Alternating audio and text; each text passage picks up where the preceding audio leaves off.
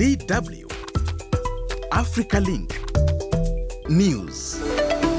Following the ouster of Syrian leader Bashar al-Assad over the weekend, countries around the world as well as international bodies continue to react to the latest developments.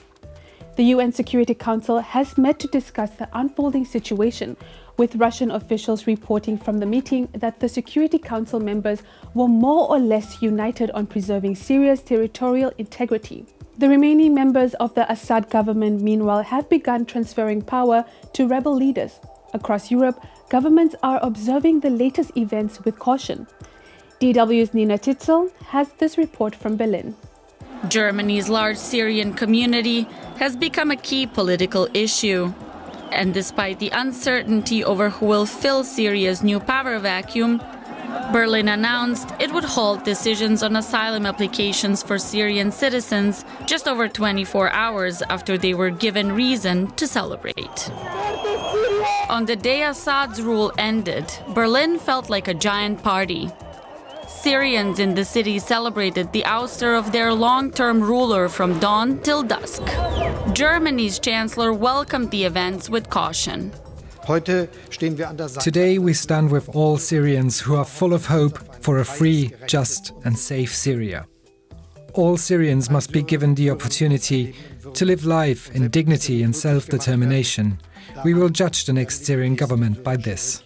South Sudan's President Salva Kiir has fired a series of senior government officials, according to an announcement made on the state-owned broadcaster SSBC. Kiir has reportedly appointed Paul Nang Mayok as the Army's Chief of Defense Forces, replacing General Santino Wall. Central Bank Governor Ali Garang has meanwhile been replaced by Johnny Ohisa Damia, who previously held the same position. The president gave no reason for the dismissal of the head of the country's military, the police chief, and the central bank governor. However, according to a Reuters report, soldiers and other public officials have not been paid their wages for a year, resulting in widespread anger. Senegalese President Bassirou Diomaye Faye has announced that he has been making progress in convincing the junta-led governments of Burkina Faso, Mali and Niger to remain part of the regional bloc ECOWAS. The three Sahel countries had announced at the beginning of the year that they were going to leave the Economic Community of West African States, accusing the bloc of serving the interests of their former colonial ruler, France. They also criticized the fact that ECOWAS had failed to support countries in the region in their fight against jihadist violence over the past decade. And finally, Tanzanian President Samia Suluhu Hassan has pardoned over 1,500 prisoners on Monday while marking the country's 63rd celebrations of gaining independence from Britain.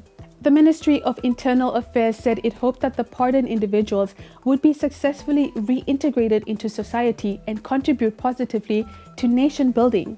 22 of the pardoned inmates were released from prison immediately, while a remaining 1,526 will serve reduced sentences. Tanzania's mainland Independence Day celebrations on December 9th each year commemorate Tanganyika's historic liberation from British colonial rule in 1961, which 3 years later led to the country's union with Zanzibar, creating the United Republic of Tanzania. And that's it for today. On behalf of the entire team, thank you for watching.